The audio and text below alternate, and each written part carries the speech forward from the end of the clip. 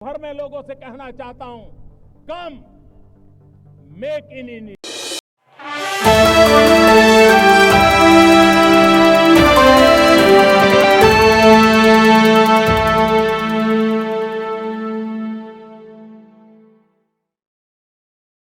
बिहार विधानसभा चुनाव के बाद राष्ट्रीय जनतांत्रिक गठबंधन में मुख्यमंत्री का चेहरा कौन होगा, यह अब तक तय नहीं हुआ। गृह मंत्री अमित शाह के बयान के बाद ये बात साफ हो गई है कि गृह मंत्री अमित शाह से एक चैनल पर दिए गए इंटरव्यू में जब सवाल किया गया तो अगर बिहार चुनाव में एनडीए जीतता है तो क्या आप नीतीश कुमार बनाएंगे, तो उन्होंने स्पष्ट कहा कि मैं भला कौन होता हूं किसी को मुख्यमंत्री बनाने वाला। इतनी सारी पार्टियों का गठबंधन है। बिहार चुनाव के बाद जब सभी दल एकजुट होंगे, विधायक दल के नेता बैठेंगे तो अपना नेता तय कर लेंगे।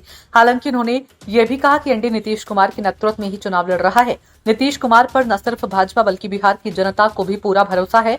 गृह मंत्री अमित शाह ने स्पष्ट कहा कि मुख्यमंत्री कौन होगा, इसका फैसला विधायक दल के नेता आपस में बैठकर तय कर लेंगे।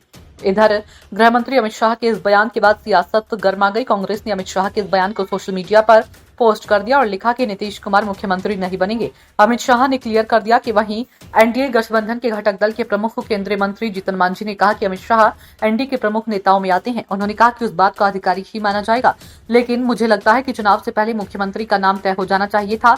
ऐसे में कोई दुविधा नहीं रहती। मुख्यमंत्री नीतीश कुमार की नाराजगी के सवाल पर जीतन राम मांझी ने कहा कि हाल ही में सीएम नीतीश ने नाराजगी जताई थी, लेकिन अब सब ठीक हो चुका है। गठबंधन में सब कुछ ठीक हो चुका है।